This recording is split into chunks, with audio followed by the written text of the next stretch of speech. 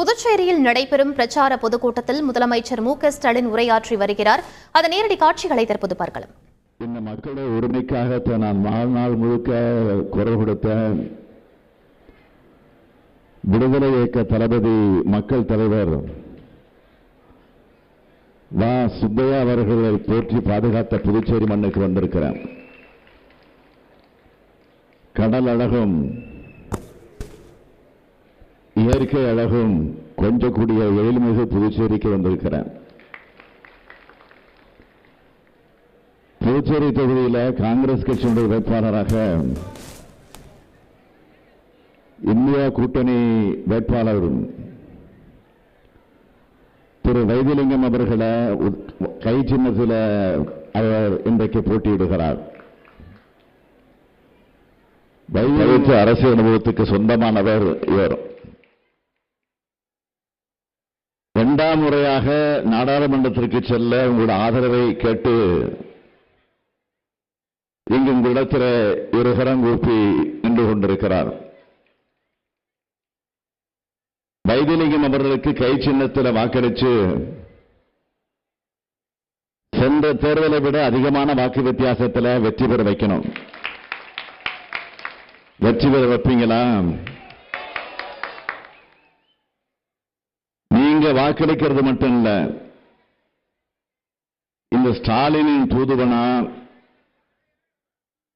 உங்கள் பகுதியில் இருக்கக்கூடிய மக்கள்கிட்டையும் வாக்கு கேட்கணும். கேட்பீங்களா? அப்புறம் என்ன, வெற்றி உறுதி. எம்பி ஆயிடுவீங்க. உட்காருங்க.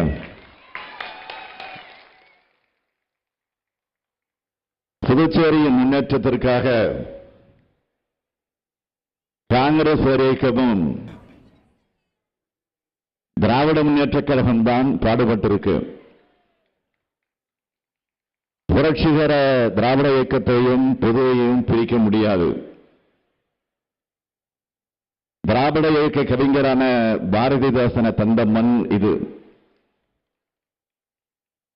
தமிழ்நாட்டில் பேரறிஞர் அண்ணாவினுடைய ஆரியமாய் தடை செய்யப்பட்ட போது அதை துணிச்சலா கவிஞர் புதுவை சிவம் வெளியிட்ட மண் இது. தலைவர் கலைஞரனுடைய அரசியல் வாழ்வில் ஒரு திருப்பு முனையை ஏற்படுத்திய மண் இந்த புதுச்சேரி. அதனால் தலைவர் கலைஞருக்கு தமிழ்நாடும் புதுச்சேரியும் ஒன்றுதான். அந்த உணர்வோடுதான் இந்த ஸ்டாலினும் புதுச்சேரி மக்கள் மீது தனி பாசம் கொண்டவன். அந்த அடிப்படையில் தான் நம்முடைய சிவா, சிவகுமார், நாசிம்னு இங்க இருக்கக்கூடிய திராவிட முன்னேற்ற கழக உடன்பிறப்புகளும் இந்த புதுச்சேரி மக்களுடைய முன்னேற்றத்திற்காக பாடுபடுறாங்க. அந்த உரிமையோடு தான் உங்ககிட்ட நான் வாக்கு கேட்க வந்திருக்கிறேன். புதுச்சேரியுடைய வளர்ச்சிக்கு திமுகவும் காங்கிரசும் பாடுபட்டா புதுச்சேரி மாநிலத்தை எப்படியெல்லாம் பின்னோக்கி கொண்டு போகலான்னு பாஜக செயல்படுது. இது புதுச்சேரி மக்கள் தொடர்ந்து பார்த்துக்கிட்டு வரீங்க. இங்க நம்முடைய வேட்பாளராக இருக்கக்கூடிய வைத்திலிங்கம் அவர்கள்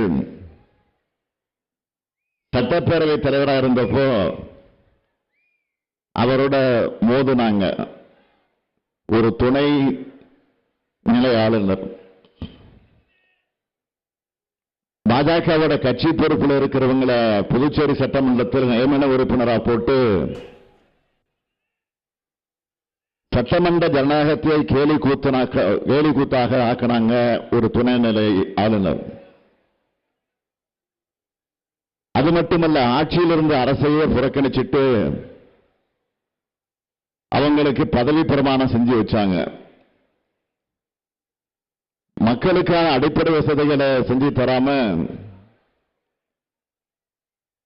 அந்த வசதிகள் இல்லைன்னு காரணம் காட்டி ரேஷன் அரிசியை தடை பண்ணாங்க. புதுச்சேரிக்கு பொங்கலுக்கு தர வேட்டி சேலை இலவச அரிசி எல்லாம் எதுக்குன்னு கேள்வி கேட்டாங்க. இப்படி செஞ்சவங்க மக்களால் தேர்ந்தெடுக்கப்பட்டு முதலமைச்சராக இருந்த நம்முடைய நாராயணசாமி அவர்களுக்கு ஒத்துழைக்காம அரசியல் சட்ட கடமையை காத்துல பறக்க விட்டு புதுச்சேரி நிர்வாகத்தை சீர்குலைச்சது பாஜக. இப்படி செயல்பட்டது யாருன்னா துணைநிலை ஆளுநராக இருந்த அம்மையார் கிரண்பேடி அவர்கள். ஐபிஎஸ் இருந்தவர். அவர் சட்டத்தை நிலைநாட்ட போலீஸ் வேலை பார்த்தவர். அவரே துணை ஆளுநரா அரசியல் சட்டத்தை மீறி செயல்பட்டார். இப்படி தமிழ்நாட்டிலும் ஒரு ஆளுநர் இருக்கிறார். நாங்க மாட்டிக்கிட்டு முடிச்சுக்கிட்டு இருக்கிறோம். அவரும் ஐபிஎஸ் இருந்தவர் தான். நான் பல நேரங்களில் சொல்றது உண்டு, அவர் தொடர்ந்து இருக்கட்டும். அவர் இருந்தா திமுகவுக்கு பெரிய பிரச்சாரமே நடந்துகிட்டு இருக்காங்க. காவல்துறையில பதவி காலம் முடிஞ்சதும் இவங்களை எல்லாம் ஆளுநராக்கி அரசியல் சட்டத்தை மீறி பாஜகவுடைய ஏஜெண்டுகள் மாதிரி விளம்பரத்துக்காகவே செயல்படுறாங்க. இப்படி ஆளுநர்கள் தொல்லை கொடுக்கிறது எதிர்க்கட்சிகளை ஆளுகிற மாநிலங்களுக்கு மட்டும்தான் நினைக்காதீங்க. அதிலையும் புதுச்சேரி விதிவிலக்கு. இங்க ஆளுகிற பாஜக கூட்டணி கட்சி முதலமைச்சர் ரங்கசாமிக்கும் ஏகப்பட்ட நெருக்கடி. பாஜகவை பொறுத்த வரைக்கும் புதுச்சேரியோட முன்னேற்றம், மக்களுடைய வளர்ச்சி, இதை பத்தி எல்லாம் கவலைப்பட மாட்டாங்க. அதிகாரத்தை கைப்பற்றணும், அதுக்கு என்ன வேணும்னாலும் செய்வாங்க. இதுதான் பாஜகவுடைய கொள்கை. தமிழ்நாடு மாதிரி மாநிலமா இருந்தா அதை முனிசிபாலிட்டியா மாற்றணும். புதுச்சேரி மாதிரி யூனியன் பிரதேசமாக இருந்தா அதை கிராம பஞ்சாயத்து மாதிரி ஆக்கிடணும். ஒட்டுமொத்தமா எல்லாரும் டெல்லிக்கு கீழே இருக்கணும். இதுதான் பாஜகவோட அஜெண்டா. அதனால்தான் கூட்டணி அரசு இருந்தாலும் புதுச்சேரிக்கு மாநில அந்தஸ்து கொடுக்காம தன்னுடைய கைப்பிடியிலே வச்சிருக்கு பாஜக. அவங்களுக்கு கைப்பாவையா இருக்கிறாரு புதுச்சேரி முதலமைச்சர். இந்த அவலங்கள் எல்லாம் தீர இந்தியா கூட்டணி ஒன்றியத்தில் ஆட்சிக்கு வரணும். நாடு மீண்டும் ஜனநாயக பாதையிலே கம்பீரமாக நடைபெறணும். மாநில உரிமைகள் மட்டுமல்ல, யூனியன் பிரதேசங்களுடைய உரிமைகளும் பாதுகாக்கப்பட வேண்டும் தான் இந்தியா கூட்டணியை நாடு தழுவிய அளவில் அமைச்சிருக்கிறோம். புதுச்சேரி முன்னேறணும். புதுச்சேரி மக்களுடைய வாழ்க்கையிலே புது மலர்ச்சி ஏற்படணும். பாஜக ஆட்சி வீட்டுக்கு போகணும். இந்தியா கூட்டணி டெல்லியில ஆட்சியில் அமரணும். ஜூன் 4ஆம் தேதிக்கு பிறகு இந்தியா கூட்டணி ஆட்சி அமையும் போது சாதனைகளாக மாறப்போற வாக்குறுதிகளை சொல்லி இருக்கிறோம். அதில் முக்கியமான வாக்குறுதியான புதுச்சேரிக்கு முழு மாநில அந்தஸ்து பெற்றுத்தரப்படும் திமுக தேர்தல் அறிக்கையில சொல்லி இருந்தோம். அது காங்கிரஸ் தேர்தல் அறிக்கையிலையும் எதிரொலிச்சிருக்கு. புதுச்சேரி மக்களின் பல நாள் கனவான மாநில அந்தஸ்து ஜூன் 4ஆம் தேதி இந்தியா கூட்டணி வெற்றி பெற்றதும் நிச்சயமாக நிறைவேறப் போகுது. அது மட்டுமல்ல, அருமை சகோதரர் ராகுல் காந்தி காங்கிரஸ் கட்சியோட தேர்தல் அறிக்கையை வெளியிட்டிருக்கக்கூடிய வாக்குறுதிகள்ல முக்கியமான சிலவற்றை சுருக்கமா சொல்ல விரும்புகிறேன். ஏழை பெண்களுக்கு ஆண்டுக்கு 1 லட்சம் ரூபாய் வழங்கப்படும். ஒன்றிய அரசு பணிகளில் பெண்களுக்கு 50 விழுக்காடு இடஒதுக்கீடு வழங்கப்படும். நாடு முழுவதும் பொருளாதார சமூக சாதி வாரியான கணக்கெடுப்பு நடத்தப்படும். ஒன்றியத்தில் இடஒதுக்கீடு உச்சவரம்பு 50 விழுக்காடு என்பதை உயர்த்த சட்ட திருத்தம் செய்யப்படும். எஸ்சி, எஸ்டி, ஓபிசி பிரிவினருக்கான காலி பணியிடங்களை ஓராண்டிற்குள் நிரப்பப்படும். எஸ்சி, எஸ்டி, ஓபிசி மாணவர்களுக்கான கல்வி உதவித்தொகை 2 மடங்கு ஆக்கப்படும். பாஜகவோட ஜிஎஸ்டி சட்டம் ரத்து செய்யப்பட்டு புதிய சட்டம் கொண்டு வரப்படும். விவசாய இடுபொருட்களுக்கு ஜிஎஸ்டி வரி இருக்காது. விவசாயத்திற்கு குறைந்தபட்ச ஆதார விலைக்கு சட்ட அங்கீகாரம் தரப்படும். மீனவர்களுக்கு மீண்டும் டீசல் மானியம் வழங்கப்படும். மாநில அரசுகளோட உரிமைகளை நிலைநாட்ட பல அறிவிப்புகளை வெளியிட்டிருக்கிறார். மாநிலங்களுக்கும் நாட்டுக்கும் நம்பிக்கை அளிக்கிற தேர்தல் அறிக்கையா காங்கிரஸ் தேர்தல் அறிக்கை இருக்கு. இது இல்லாம திமுக சார்பில் கொடுத்திருக்கக்கூடிய வாக்குறுதிகளை தேர்தல் அறிக்கையாக நாங்களும் வெளியிட்டு இருக்கிறோம். நானும் தொடர்ந்து என்னுடைய பரப்புரை கூட்டங்களில் தொடர்ந்து சொல்லிக் கொண்டு வருகிறேன். சிறுபான்மையின மக்களுக்கு எதிரான சட்டங்கள் ரத்து செய்யப்படும். தேசிய நெடுஞ்சாலைகள் இருக்கிற சுங்கச்சாவடிகள் முற்றிலுமாக அகற்றப்படும். பெட்ரோல், டீசல், கேஸ் விலை குறைக்கப்படும். இது மட்டுமல்ல, புதுச்சேரிக்குன்னு சொல்லப்பட்டிருக்கக்கூடிய வாக்குறுதிகளையும் இங்க இருக்கக்கூடிய கோரிக்கைகளையும் புதிய வாக்குறுதிகளாக இந்த மேடைகளை சொல்ல விரும்புகிறேன். காரைக்கால், நாகை, தஞ்சை ரயில் பாதை இரட்டை ரயில் பாதைகளாக மாற்றப்படும். ஈசிஆர் பக்கத்தில் சென்னை முதல் கன்னியாகுமரி வரை ஒரு புதிய ரயில் பாதை அமைக்கப்படும். மாநில ஆளுநர்களோட அதிகாரங்கள் குறைக்கப்படும். RSS பிடிக்குள்ள சிக்கியுள்ள சர்வதேச நகரமான ஆரோவில் அரவிந்தர் அன்னையின் கனவுபடி செயல்பட நடவடிக்கை எடுக்கப்படும். புதுச்சேரியில புதிய கல்விக் கொள்கை முற்றாக நீக்கப்படும். ஜிப்மர் மருத்துவமனையில் மீண்டும் இலவச மருத்துவம், அங்கு வேலை வாய்ப்பில் புதுச்சேரிக்கு முன்னுரிமை அளிக்கப்பட்டு வந்த நிலை தொடர்வதற்கு வழி காணப்படும்.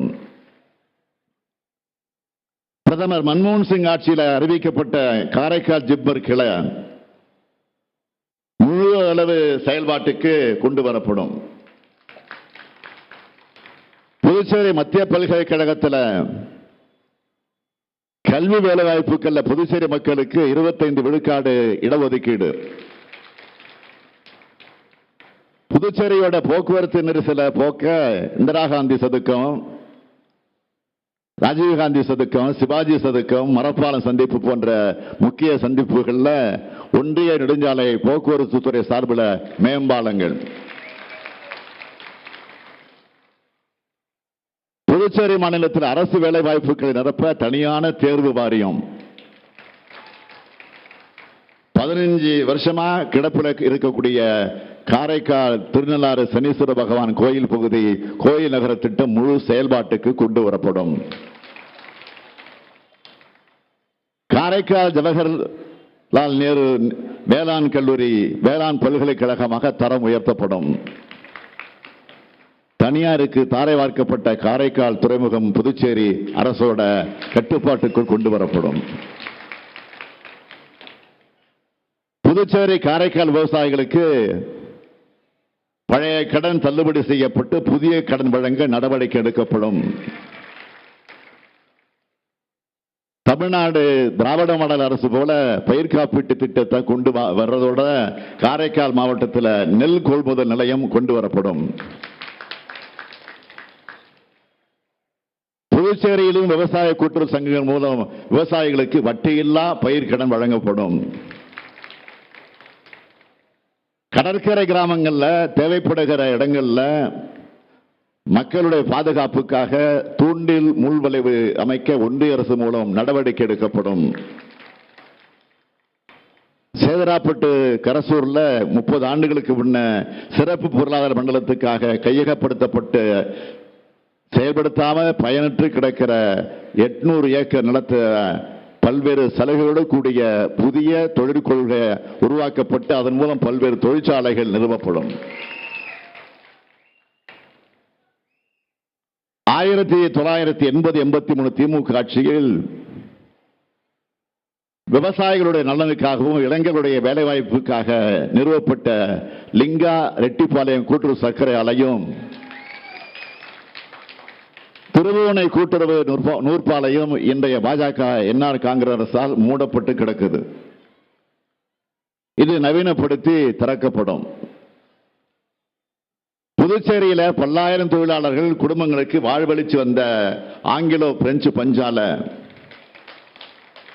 பாரதி பஞ்சாலை, சுதேசி பஞ்சாலை ஆகியவற்றை பாஜக என்ஆர் காங்கிரஸ் அரசு மூடி வச்சிருக்கிறத மீண்டும் திறந்து நவீனப்படுத்தி ஆயிரக்கணக்கான இளைஞர்களுக்கு வேலை வாய்ப்பை ஏற்படுத்தி தர நடவடிக்கை எடுக்கப்படும். கடந்த காலங்களில் திட்டமிடப்பட்டு இன்றைய ஒன்றிய அரசால் கைவிடப்பட்ட சென்னை மாமல்லபுரம் புதுச்சேரி ரயில் பாதை திட்டமும்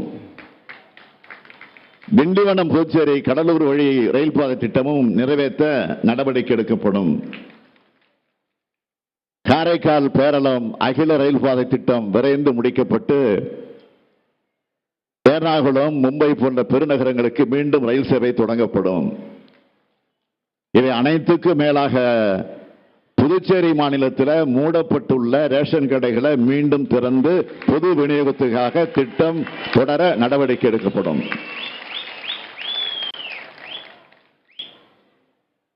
கை சின்னத்தில் வாக்களிக்கிறது மூலமா திட்டங்களை செயல்படுத்தி தர எங்களுக்கு வாய்ப்பு தாங்கன்னு கேட்கிறேன். காங்கிரசும் திமுகவும் நாட்டில் நலன் கொண்டு அக்கறை கொண்டு வாக்குறுதிகள் அளித்து 2006 திமுக தேர்தல் அறிக்கை எப்படி கதாநாயகனாக இருந்துச்சோ அப்படி அன்னை சோனியா, சகோதரர் ராகுல் காந்தி, மதிப்பிற்குரிய மல்லிகார்ஜுன கார்கே, மதிப்பிற்குரிய சிதம்பரம் ஆகியோர் அளித்துள்ள காங்கிரஸ் தேர்தல் அறிக்கை தான் இன்னைக்கு நாட்டை காக்க போகிற கதாநாயகன். இந்தியா கூட்டணி சார்பில் சமூக நீதியை காப்பாற்ற, இடஒதுக்கீட்டை பாதுகாக்க, மதச்சார்பின்மை நிலைநாட்ட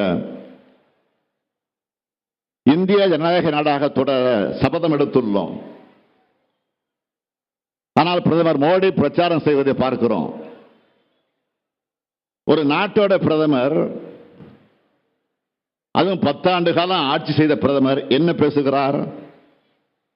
மதத்தின் பெயரால் பிரச்சாரம் செய்கிறார், சாதியின் பெயரால் பிரச்சாரம் செய்கிறார். ஆனால் ஒரு முறை கூட சமூக நீதியை பாதுகாப்பேன் என்றோ இடஒதுக்கீட்டை முழுமையாக செயல்படுத்தேன் என்றோ எங்கேயாவது மருந்துக்கு கூட சொல்லல. ஒன்றிய அரசு பணிகள்ல இதர பிற்படுத்தப்பட்ட பிரிவுக்கு 27 விழுக்காட்ட இடஒதுக்கீட்ட முழுமையாக செயல்படுத்துவேன்னு எங்கேயாவது வாய் திறந்தாரா? ஆனா மக்களை ஏமாத்த நானும் ஓபிசின்னு சொல்றாரு.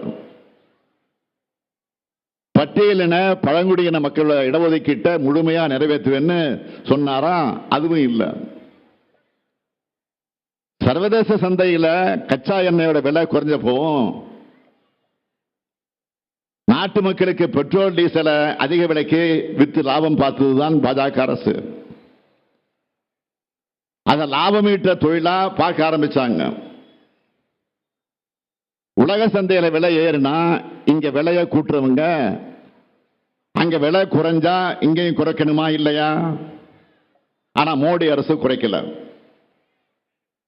அது மட்டுமா, உக்ரைன் ரஷ்யா போரின் போதும் ரஷ்யா கிட்ட இருந்து குறைஞ்ச விலைக்கு எரிபொருளை வாங்கினாங்க. அதை நான் தப்புன்னு சொல்லல. ஆனா அதோட பயன் பொதுமக்களுக்கு போய் சேரல. மோடி ஆட்சிக்கு வரும்போது $119 இருந்த ஒரு பேரல் ஒரு கட்டத்தில் $29 வரை சரிஞ்சது. ஆனா அந்த அளவு பெட்ரோல் டீசல் விலை மக்களுக்காக குறைக்கப்பட்டதா? ஒரு சில கார்பரேட்டுகள் மட்டும்தான் பெரிய அளவில் பலனடைஞ்சாங்க. கோடிக்கணக்கான மக்களுக்காக விலையை குறைக்காம ஒரு சிலர் மட்டும் லாபம் ஈட்டினா போதும்னு ஆட்சி நடத்துற இந்த இரக்கமற்ற பாஜக ஆட்சியை அப்புறப்படுத்தணும். கடந்த 10 ஆண்டு கால மோடி ஆட்சியில புதுச்சேரிக்கு இழைக்கப்பட்ட அநீதிகள் தான் அதிகம். மின்சாரத்துறையை தனியாருக்கு தாரவார்க்கிற சதி திட்டம் தீட்டப்பட்டிருக்கு. மின் ஊழியர்களுடைய வாழ்க்கை கேள்விக்குறியாயிடுச்சு. மின் கட்டணம் கேட்டாலே ஷாக் அடிக்குது. புதுச்சேரியில் ஒவ்வொரு நாளும் துணை நிலை ஆளுநர் பேச்சு, அந்த புதிதாக ஆளுநர் வரவழைச்சு அரசியல் கூத்துக்களை அரங்கேற்றிக்கிட்டு இருக்காங்க. கிரண்பேடி காமெடிகள் முடிஞ்ச பிறகு ஒருத்தர் வந்தார், சகோதரி தமிழிசை வந்தாங்க. புதுச்சேரியில் வந்து உட்கார்ந்துக்கிட்டு தமிழ்நாட்டு அரசியலை பேசிக்கிட்டு இருந்தாங்க. தேர்தல் வந்ததும் பாஜகவுக்கே திரும்பி போயிட்டாங்க. புதுச்சேரி வரலாற்றில் ராஜ்நிவாஸ் வாசல்லையே முதலமைச்சராக இருந்த நாராயணசாமி அவர்கள் அமர்ந்து போராட்டம் நடத்தினார். இதுதான் புதுச்சேரிக்கு பாஜக செஞ்ச சாதனை. இங்க வாக்கு கேட்டு வந்த பிரதமர் மோடி என்ன சொன்னாரு? பெஸ்ட் புதுச்சேரி, தொழில், சுற்றுலா, கல்வி போன்றவற்றில் புதுச்சேரியை பெஸ்ட் ஆக்குவேன்னு சொன்னாரு. செஞ்சாரா? காங்கிரஸ் அரசு கிட்ட ஏதோ ரிப்போர்ட் கார்டெல்லாம் கேட்டாரு. 10 ஆண்டு கால பாஜக ஆட்சி ரிப்போர்ட் கார்டு எங்க? வாட்ஸ்அப் யூனிவர்சிட்டி ரிப்போர்ட் கார்டு வேண்டாம், நாங்க கேட்கிறது ஒரிஜினல் ரிப்போர்ட் கார்டு. நாராயணசாமி அவர்கள் கட்சி மேலிடத்தை கேட்டு நடக்கிறாருன்னு குறை சொன்னாங்க. ஆனா இப்போ வேற கட்சியை சார்ந்த முதலமைச்சர் ரங்கசாமி தங்களோட பேச்சை கேட்க சொல்லி என்ன பாடுபடுத்துறாங்க? ஆளுதான் உயரம்.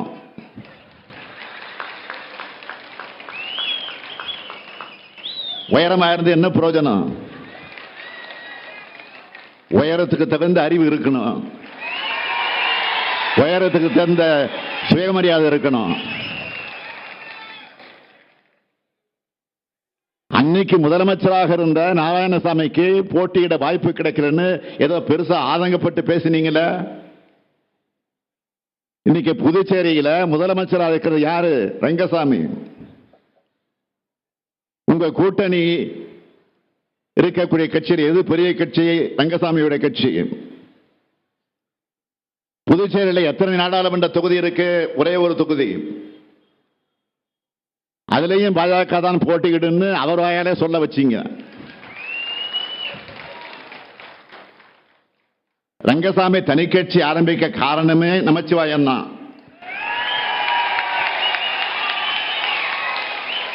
இப்போ அந்த நமச்சிவாயத்துக்கு ஓட்டு கேட்டு வர நிலையை ரங்கசாமிக்கு உருவாக்கி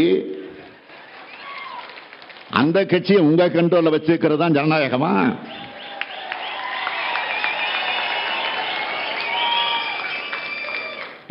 உள்துறை அமைச்சரா சும்மா உட்கார்ந்துட்டு இருந்தவரை தேர்தலை நிறுத்தி இருக்கிறாங்க. நமச்சிவாயம் எத்தனை கட்சி மாறி இருக்காருன்னு வாங்கி பார்த்தா எனக்கு தலை சுத்துது. எத்தனை கட்சி இருக்காருன்னு கணக்கு போட்டு பார்த்தேன், தலை சுத்துது எனக்கு.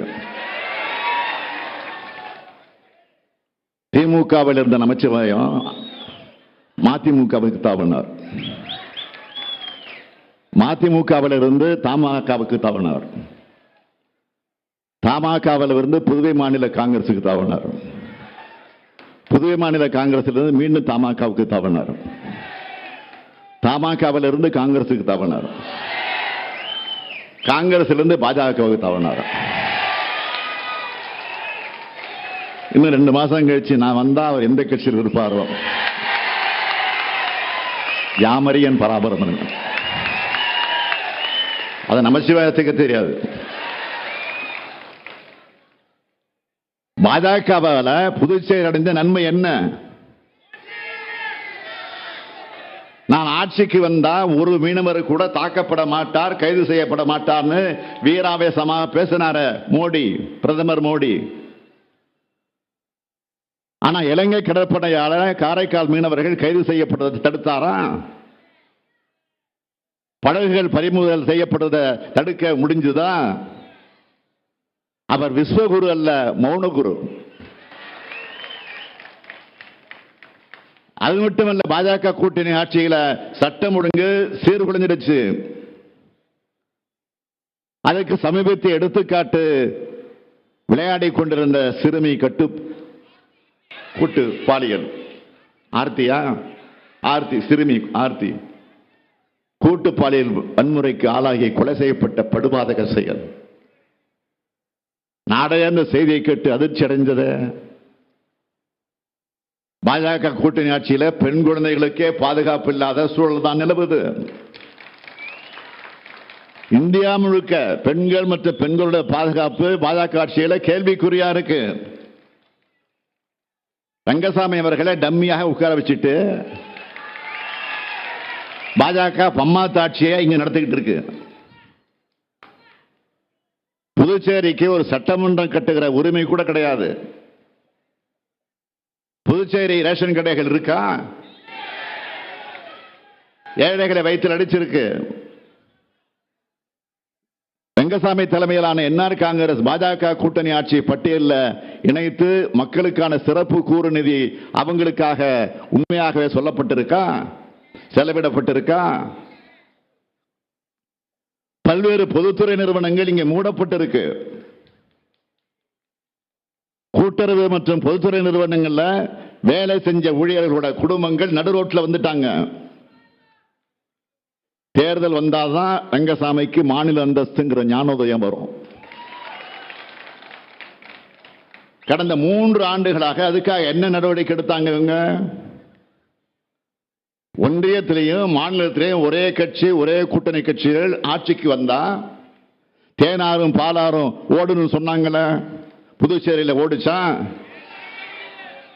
புதுச்சேரி மக்கள் போராடி பெற்ற விடுதலைய, மக்களுடைய உரிமையை ஒன்றிய மோடி அரசு பறிக்க விட்டு வேடிக்கை பார்த்த ரங்கசாமி இப்போ எந்த முகத்தோட பாஜகவுக்கு வாக்கு கேட்டு வராரு? இதுல இன்னொரு பக்கம் பாதம் தாங்கி பழனிசாமியோட அதிமுக வராங்க. அதிமுக கூட்டணியை பத்தி சொல்றதுக்கு ஒண்ணும் இல்லை, சிம்பிளி வேஸ்ட்.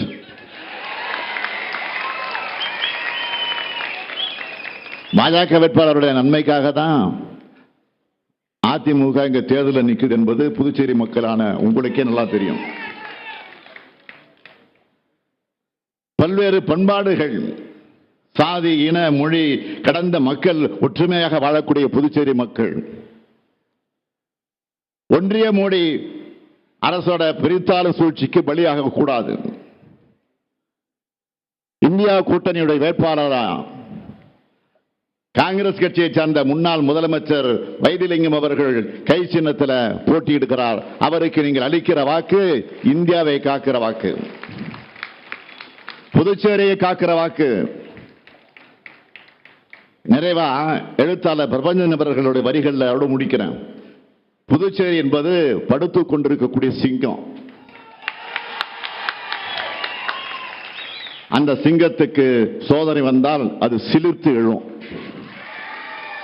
அந்த வரிகளை உண்மையாக்க, புதுவையை காக்க, புதுவை மக்களை எழுகன்னு உங்கள் ஸ்டாலின் அழைக்கிறேன்.